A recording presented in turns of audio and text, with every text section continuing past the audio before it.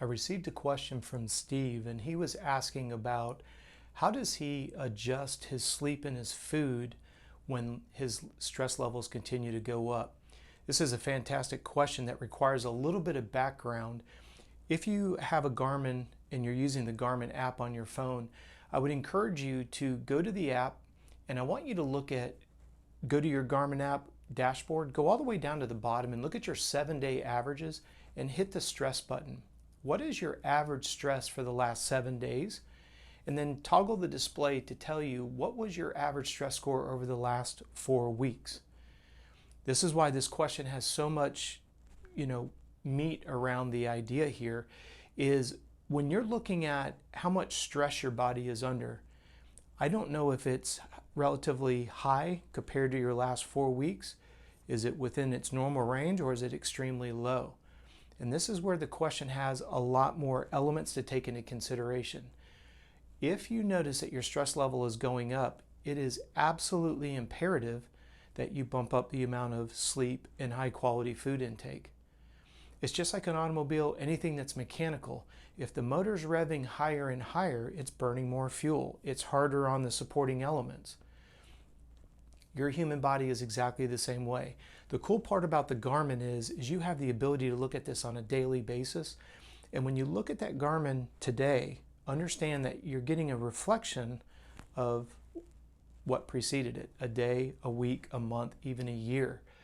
On the computer itself, the connect.garmin.com, you have a lot more reports that are easily accessible there. And when you stop and you think about how much stress is my body under today, you've got to be very, very honest with yourself. That's what I like about the Garmin is it's taken into consideration so many variables, temperature, respiration rate, all kinds of different elements. And what it's doing is it's saying, okay, you're under more stress than normal.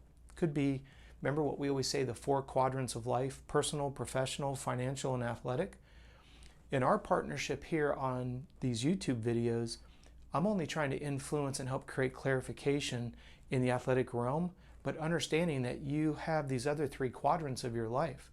So if you're changing jobs or you just have a newborn in your family, your stress level is going to be abnormally high because of these changes in your life.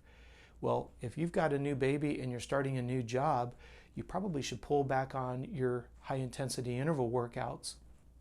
You might want to cut back on those anaerobic threshold workouts that you know are going to add more stress to a system that's already stressed. So the more of that we can put into consideration, the better, because what it does is it maximizes your training efforts.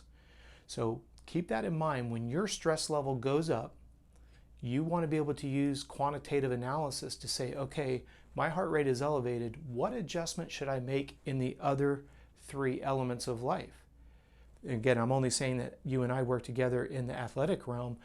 If you can't do anything with the idea that you've got a new job, you've got the new challenges associated with that, you've got a new baby, that is your reality. The cool part about it is if you understand that your body can't handle more than 100% stress, and if the personal and the professional is commandeering an extra 20 or 30% of your attention, you got to take that away from the athletic side. I know it may not be what you want to hear, but your body can only handle so much stress. And how do you offset stress? With more food and more sleep. So keep a close eye on the stress score. You'll be surprised how that will actually, as the stress goes up, a lot of times we'll see the calorie burn rate go up as well. Where we get into a real slippery slope is if you're extremely stressed, your mind might be in overdrive and you might be struggling to fall asleep at night. So now you don't get that recovery that you desperately need from sleep. So this is a question that I thought was really, really insightful. Making adjustments to your food and sleep as your stress goes up is going to keep you from getting yourself overworked, getting into a situation known as chronic fatigue or enduring something like Epstein-Barr. Great question as always, and I want to say thank you for sending them in. The number of questions continue to escalate every week, which we love. If you happen to have a question, as always, send them in. contact@coachrobb.com. Our goal is to answer all of your questions until there aren't any, and we post them every single day here on YouTube. So please like and subscribe, and we will see you tomorrow.